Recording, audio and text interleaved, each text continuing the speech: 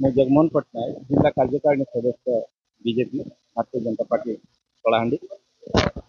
ଦେଖନ୍ତୁ ଦୀର୍ଘ ବର୍ଷରୁ ଗୋଟିଏ 24 ବର୍ଷ ସରକାର କେବଳ ଘୋଷଣା ଉପରେ ଘୋଷଣା କରୁଥିଲା ଏବଂ ଜୟପାଟନାକୁ ଏନ୍ଏସି ଘୋଷଣା ତାଙ୍କର କାର୍ଯ୍ୟକାରୀ କରିବାରେ ବିଫଳ ହୋଇଥିଲେ।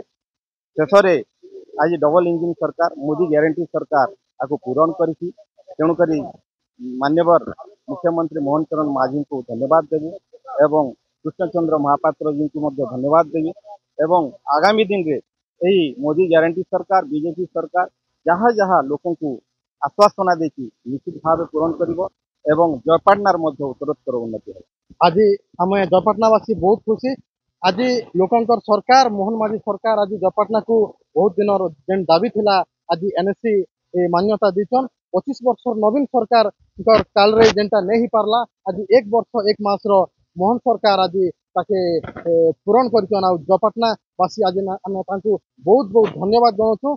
आज ड्रेन सुधरबा आज पानी लाइट सुविधा हवा आ बहुत सुविधा आम जेनटा पाई पारमु जयपाटनावासी पाई पारबे से आज यही जयपाटना माटी मान्यवर मुख्यमंत्री को बहुत बहुत धन्यवाद दौर आउ साधुवाद जनाऊँ। सत्यनारायण अग्रवाल आज जयपाटना एनएससी घोषणा हो जयपाटना आज समस्ते खुशी दिनटा स्वायत्त शासन दिवस अवसर में दीर्घ दिन दाबी आज ओडार मोहन चरण माझी मान्यवर मुख्यमंत्री जेन घोषणा कले जयपाटना को आम धन्यवाद जनाऊँ।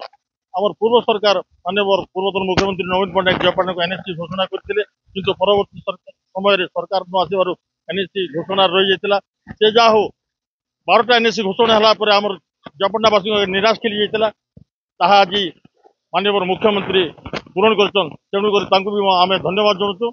और ये जयपाटना जेन विशेष समस्या अच्छी ड्रेन समस्या अच्छी ओलियार समस्या अच्छी आज दूर हो पार आज से आम एनएससी आज दीर्घ दिन दाबी कर आज तार पूरण हो गोटे गौरव दिन स्वायत्त शासन दिवस उपलक्षे जयपाटना आज एनएससी डिक्लेयर होती लगी मुई मोहन माझी मान्यवर मुख्यमंत्री मोहन माझी को मु निश्चित भाव में हार्दिक धन्यवाद देवी। ये अंचल विकास ये अंचल रास्ता घाट ये अंचल आलोक निश्चित भाव में एनएससी हला पर परिवर्तन हवा ये आशा भरसा लोकंकर अच्छे। एणु ये अंचल आज एनएससी डिक्लेयर हला पर समस्त भीतर गोटे उत्साह उद्दीपना खेली।